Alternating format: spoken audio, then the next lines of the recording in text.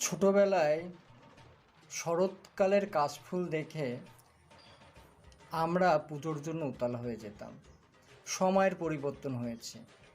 এখন আমার প্রিয় দিদি, আমার প্রিয় নেত্রী, আমার প্রিয় মুখ্যমন্ত্রী মমতা বন্দ্যোপাধ্যায় যখন নেতাজি ইনডোর স্টেডিয়ামে পশ্চিমবাংলার সমস্ত বড় বড় ক্লাবের কর্মকর্তা কর্মচারী নিয়ে, সব ধর্মের তথাকথিত বুদ্ধিজীবীদের নিয়ে সরকারি অনুদানের ঘোষণা করে, তখনই আমরা বুঝতে পারি যে পুজোর আর বেশি দেরি নেই।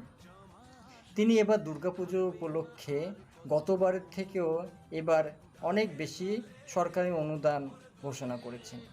গতবারে আমার প্রিয় দিদি হিন্দুদের দুর্গাপূজার জন্য 85,000 টাকা অনুদান দিয়েছিল। এবার সেটা বাড়িয়ে 1,10,000 করেছে। কিন্তু আমার মাথায় এটা ঘুরপাক খাচ্ছে, দিদি কেন হঠাৎ সরকারি অনুদান পুজোর জন্য বাড়িয়ে দিল?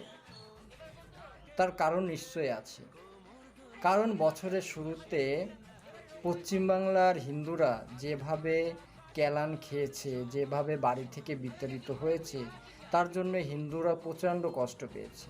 তাছাড়াও পশ্চিমবাংলার প্রায় 26,000 লোক তাদের চাকরি হারিয়েছে। পশ্চিমবাংলার সরকারি কর্মচারীরা তাদের ন্যায্য ডিএটা পাচ্ছে না। তার থেকে বড় কথা, পশ্চিমবাংলা থেকে প্রায় 600-র বেশি কোম্পানি উধাও গেছে। এর একটা বিরাট ইফেক্ট যারা হিন্দু তাদের মাথায় পড়েছে। হিন্দুরা তো এইভাবে দুঃখ কষ্টে আছে। তারই রিকভার করার জন্য দিদি এবার সরকারি অনুদান বাড়িয়ে 1,10,000 টাকা করে দিয়েছে। দিদিকে এর জন্য অসংখ্য ধন্যবাদ জানাই। তিনি আমাদের ইমোশনাল, আমাদের ঐতিহ্যবাহী দুর্গাপূজা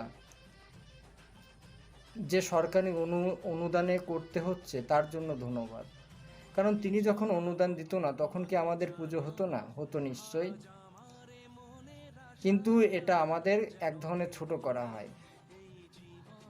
তো দিদির অনুদান সম্পর্কে আপনাদের যদি কোনো ব্যক্তিগত মতামত থাকে, তাহলে নিশ্চয়ই কমেন্ট বাক্সে জানাবেন।